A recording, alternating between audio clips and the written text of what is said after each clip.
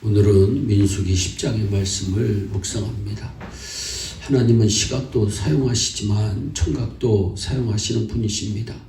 구름기둥이 장막 위에 있다가 올라가면서 움직이면 이스라엘 백성들은 그 구름기둥을 따라가면 되었습니다.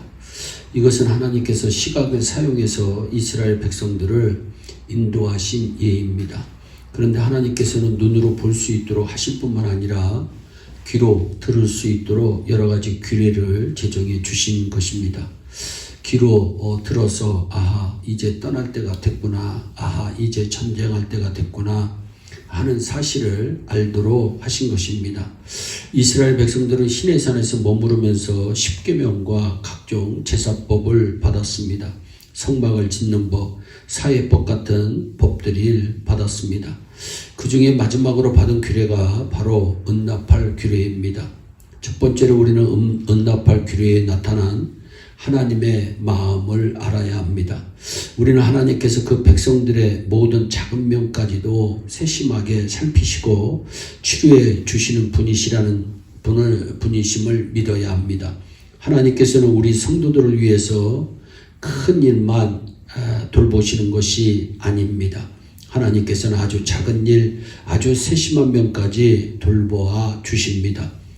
하나님께서 과연 나를 아실까? 하나님께서 과연 내 문제에 관심을 가지고 계실까?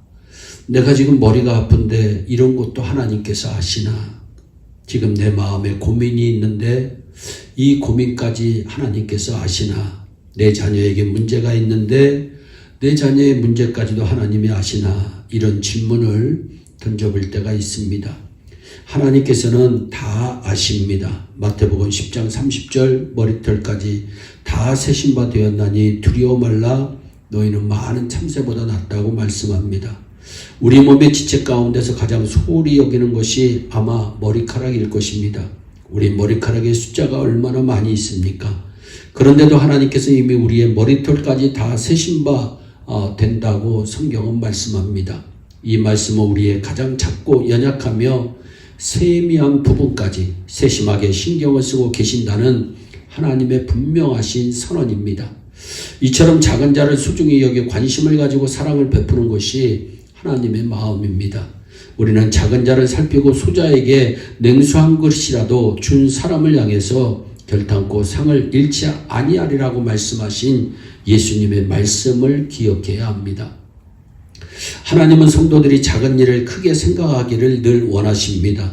마태복음 25장 21절에 5달란트 받은 자에게 주인이 말합니다. 잘하였도다 착하고 충성된 종아, 네가 작은 일에 충성하였음에 내가 많은 것으로 네게 맡기리니 내 주인의 즐거움에 참여할 것이다. 작은 일에 충성한 사람에게 하나님은 많은 것을 맡기시고 주인의 즐거움을 참여케 하십니다. 그럼 응납할 자체에는 무슨 의미가 있는 것일까요? 응답하는 순으로 만든 순수성을 상징합니다.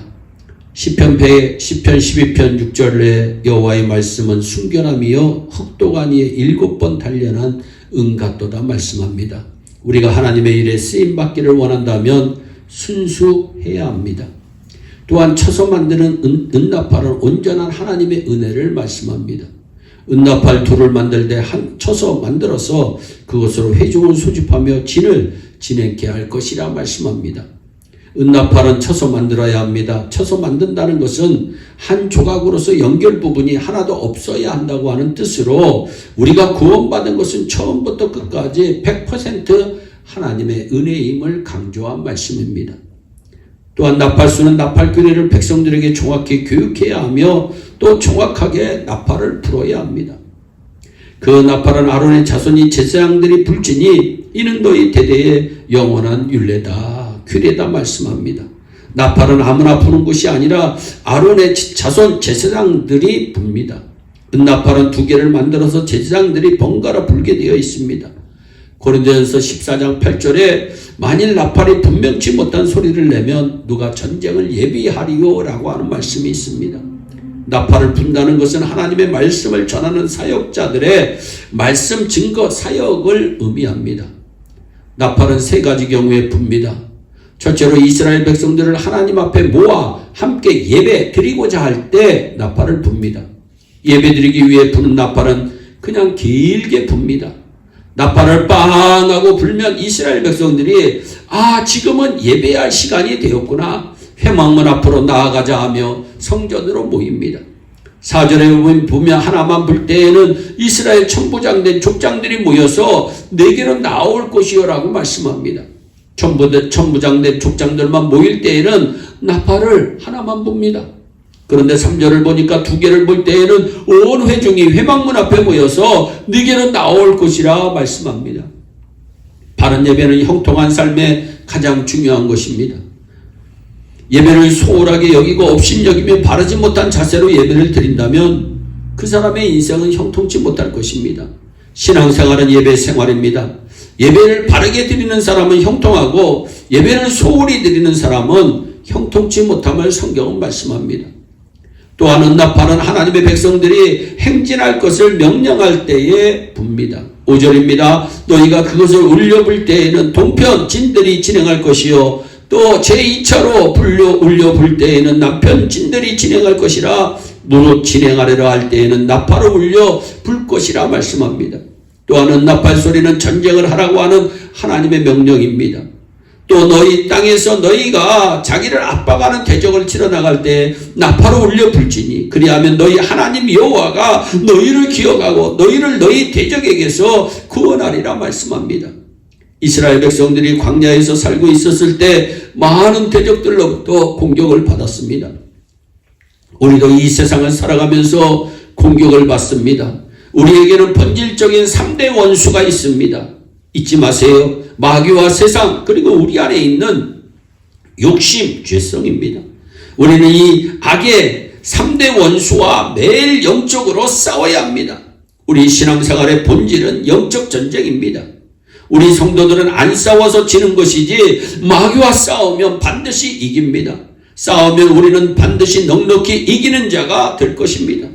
이 은나팔 소리는 지금도 주의 일꾼들을 통해서 세계 만방에 울려 퍼지고 있습니다. 주의 백성들이 일어나 예배하고 일어나 행진하며 영적인 전쟁에서 승리하라고 요청하시는 하나님의 부르심입니다. 여러분 귀에 은나팔 소리가 들려지기를 주 예수 그리스도의 이름으로 축원합니다. 기도하겠습니다. 사랑의 하나님 아버지, 하나님께서는 시각적으로 하나님의 백성들을 인도하시기도 하지만 청각적으로도 하나님의 백성들을 인도하심을 믿습니다. 하나님, 우리가 날마다 주의 음성을 듣고 하루를 살아갈 수 있는 놀라운 영적 주인공들이 되어줄 수 있도록 복을 내려 주시옵소서. 주님의 은나팔 소리를 들을 수 있는 영의 귀가 열려 하나님께 영광 올려드릴 수 있도록 은총을 베풀어 주시옵소서.